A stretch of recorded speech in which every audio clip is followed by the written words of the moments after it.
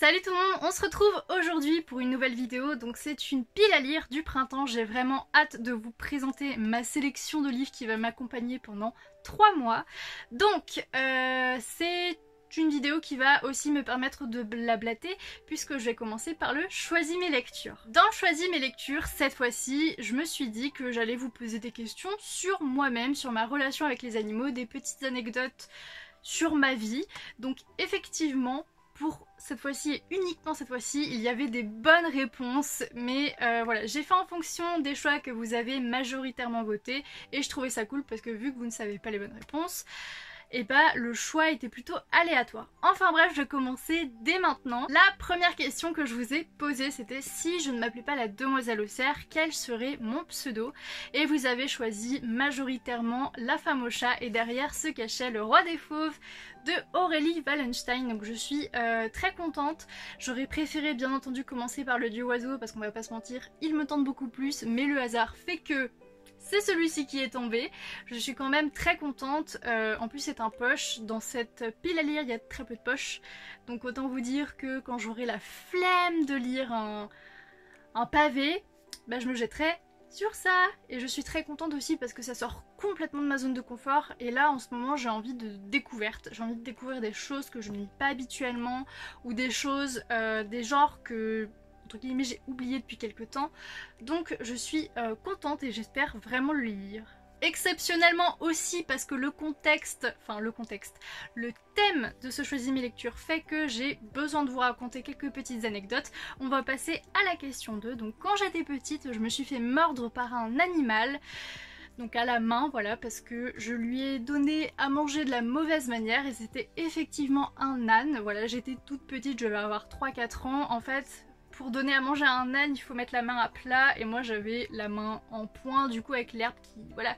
Et le pauvre âne n'a pas vu, donc voilà, je me suis fait bouffer la main, c'était absolument génial. Et du coup, vous avez majoritairement voté pour un âne, donc vous avez la bonne réponse. Et derrière, il se cachait la bête du bois perdu, donc je vous mets la couverture juste ici, puisque je l'ai sous format e-book, donc bah, je ne vais pas vous le présenter du coup. Je suis désolée, j'ai complètement oublié de regarder qui est l'autrice, mais vous l'aurez sur la couverture. La troisième question que je vous ai posée, c'était quel animal est-ce que j'ai sauvé quand j'étais au collège? Alors c'est parti pour la deuxième anecdote. Alors au collège, en 5e, je pense que vous l'avez autant connu que moi, on a fait une petite dissection de poisson. Voilà, donc j'ai passé tout mon cours à chialer, ça a été vraiment juste horrible en fait parce que on a vu un poisson se faire découper devant nous, un poisson vivant bien sûr, voilà, bref. Et du coup, on avait suffisamment de poissons pour faire nos dissections et du coup, il restait des poissons vivants en réserve, entre guillemets. Et du coup, le professeur nous avait dit qu'on pouvait récupérer les poissons restants si on le voulait. Donc, bien sûr, j'en ai récupéré 2 sur 3, il y a une autre personne qui a pris le dernier. Et du coup j'ai raté mon bus, je me suis fait engueuler comme jamais, mais j'ai sauvé des poissons, voilà, qui ont fini dans un très grand bassin, beaucoup plus grand qu'une piscine, donc je suis très contente. Et du coup, pour cette question-là, vous n'avez pas du tout trouvé la bonne réponse, vous avez voté majoritairement pour grenouille. Même si c'est faux, je respecte votre choix, et du coup derrière se cachait Fière d'être sorcière, qui est sûrement un collectif, je ne sais pas du tout, j'ai pas trouvé de qui c'était. Alors je suis tellement ravie, vraiment je suis mais trop contente. Je vous avais déjà dit dans mon book haul qu'il avait des notes plutôt mitigées voire mauvaises sur le livre addict, mais je m'en fous en fait, j'ai juste trop hâte. Je trouve que le format est génial. C'est des petites descriptions des femmes en fait dans Harry Potter et dans les animaux fantastiques, genre vraiment c'est une lecture mais sans prise de tête quoi. Donc ça vraiment ça va bien m'aller. Pour être hyper franche, il va pas faire long feu, franchement je vais sûrement le lire maximum début avril, voilà. Et la dernière question que je vous ai posée pour choisir mes lectures, c'est quel animal atypique ai-je déjà eu? Alors, c'est parti pour la petite anecdote. Quand j'étais en CE1, on a fait du coup, on a étudié le développement du tétard vers la grenouille. Et du coup, pour nous illustrer un petit peu ça, la maîtresse nous avait apporté des vrais tétards. Et du coup à la fin du cours ils ont fini dans le lavabo et j'ai pu en récupérer un parce que je voulais pas qu'ils finissent dans un lavabo. Sachant que je sais pas trop où ça allait les mener après, donc voilà, j'en ai récupéré un, il a grandi, puis voilà. Donc vous avez majoritairement voté un cochon.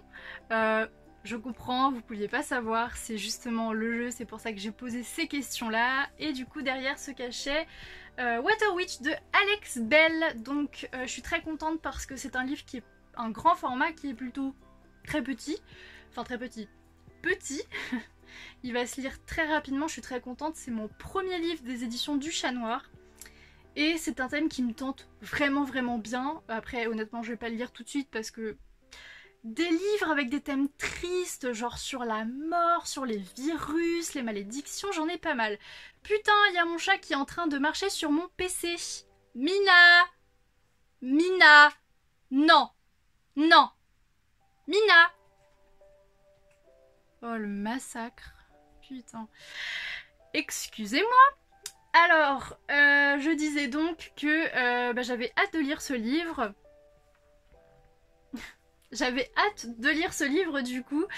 Et voilà. On passe maintenant à la deuxième partie de cette vidéo. Comme c'est une nouvelle saison, j'ai choisi un nouveau menu pour du Bookisney en fait. Et j'ai beaucoup hésité, mais j'ai pris Il était une fois. Alors pour la catégorie Gisèle, il faut lire un livre qui a été adapté au cinéma. Bon, j'ai un petit peu triché parce que je m'en suis rendu compte qu'aujourd'hui en fait. Il s'agit de Bird Box de Josh Malerman, donc j'ai choisi celui-ci parce que c'est, voilà, le livre a été adapté en film. Bon, c'est pas vraiment au cinéma, c'est sur Netflix, mais bon, je vais me permettre ce petit écart, je pense que ça ira.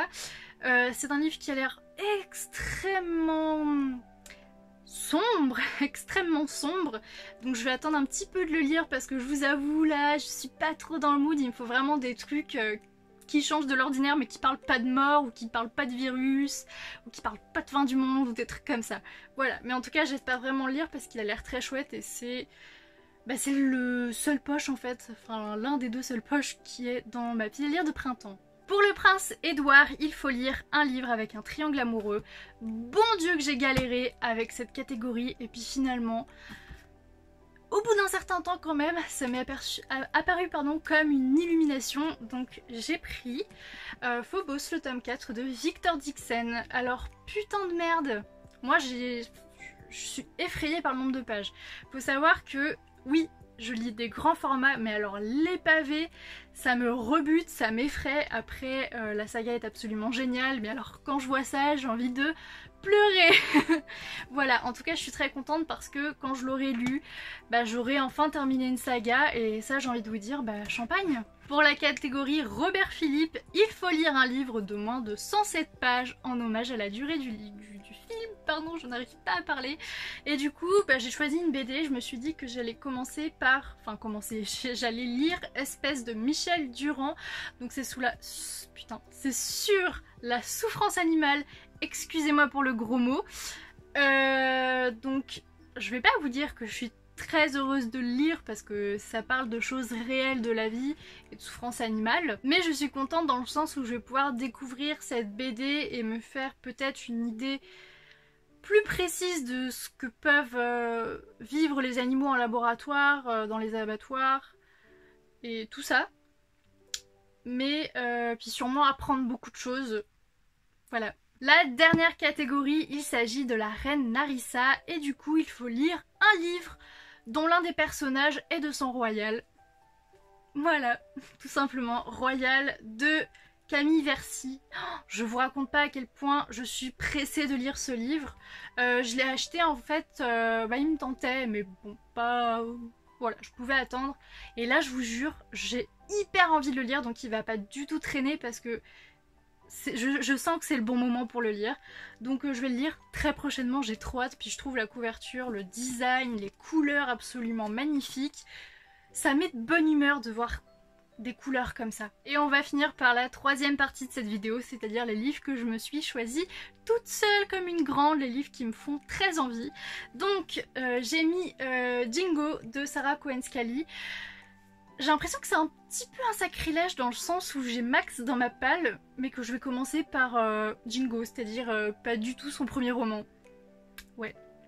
Alors franchement, je voulais mettre du coup du Sarah Cohen Scully dans ma pile à lire, mais j'ai beaucoup hésité entre Max et celui-ci. Bon bah c'est celui-ci qui a entre guillemets primé, parce que ça parle de l'amour d'une mère pour son enfant, et j'ai vraiment envie de voir ce que ça donne.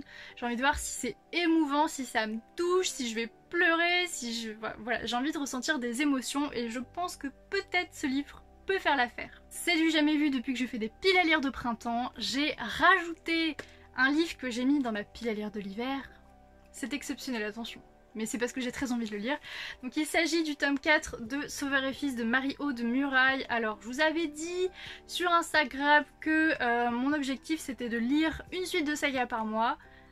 Bon, en 3 mois j'en ai lu un. C'est déjà pas mal. Voilà. Et comme j'ai très envie de me changer les idées, de lire quelque chose de doux, bah j'ai remis celui-ci parce que j'ai vraiment très envie de le lire. Donc je sais que je le lirai dans les 3 mois à venir. J'ai ajouté celui-ci, donc du Poète à la nymphe de Luc Arbogast, et j'ai le t-shirt de circonstance, puisque c'est un t-shirt de Luc Arbogast lors de son concert à Paris, auquel je n'ai absolument pas été, bien entendu, puisque je n'ai jamais vu cette personne et je ne le verrai probablement jamais parce que je ne suis pas chanceuse. Donc c'est un recueil de poèmes ou de poésie médiévale, ça va se lire très vite, mais regardez-moi, il est tout fin. Voilà, il y a très peu de texte, donc autant vous dire, je vais le lire, je vais le bouffer très rapidement. Voilà, en tout cas j'ai hâte de voir, de découvrir ce livre. Encore un petit peu de douceur, j'ai décidé de mettre dans cette pile à lire Les optimistes meurent en premier de Suzine Nielsen. Donc j'ai trop hâte de lire, franchement c'est pareil, je pense qu'il va pas faire long feu. Il est tout court, j'adore les one-shots qui sont courts. Autant vous dire, j'ai trop hâte, voilà. J'ai juste un petit peu peur parce que vu que ça parle d'art, j'ai peur que ce soit trop centré sur l'art, parce que moi l'art en général, c'est pas un truc qui me plaît énormément. C'est plus le concept du livre que j'aime, mais j'espère que ce sera pas tourné trop vers l'art.